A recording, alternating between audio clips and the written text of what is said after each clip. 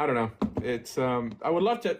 Every rabbi, by the way, every rabbi that I dialogued with on this issue, and I've debated tons of rabbis, they end up agreeing with me.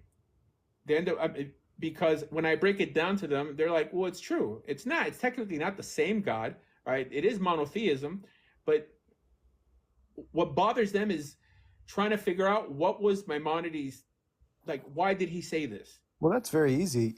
We have to understand the political environment he lived in, right? Didn't he live in the Islamic Spanish world?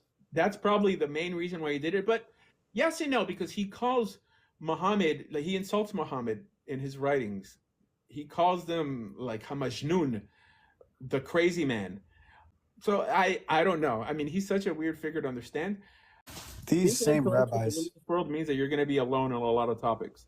yeah, And I could convince every rabbi I'm able to speak to, but for me to reach them, right? Because on my video online, there's many rabbis who commented insulting me, and not breaking down what I said and explaining how it's wrong. Just like, personal you think attack. you know more than this rabbi? Do you think you know more than that rabbi? That's not the way you dialogue. Okay, we don't worship rabbis here. I mean, maybe some people do. I, I think I have a pretty good track record defending it with any Muslim or any Jew who comes online. yep. I mean, even people like Reuven, let's say. I mean, Reuven, I would say, is a pretty knowledgeable Jew. He realizes, it's hard not to. Look, I'm not a genius, okay, but for some reason, I think I happen to think about things more than the average Jewish person. And it's not what I claim to believe in, it's what I'm able to defend. So I come here and systematically I break it down. I'm like, well, halakha teaches this, so the conclusion must be this. People are scared to speak out because they're like, well, I can't, my rabbi disagrees, and I don't know, I'm not going to be able to get an aliyah, date the score I want, put my kid in this school. The average religious person is a coward. Yeah. Okay, including in the Islamic world, by the way. 100%. It's not just a Jewish problem. I mean, by simple fact that most people are scared to condemn terrorist organizations mean that they can't all think the same.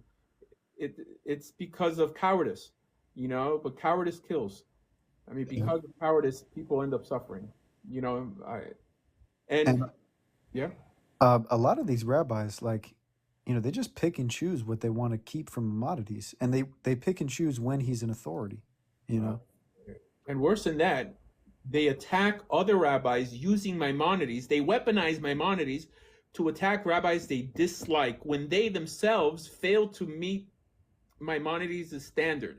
Yep. For example, Rabbi Yaron Reuven attacks Manis Friedman, let's say, right? This is a common thing. And not just him, Rabbi Mizrahi does the same thing.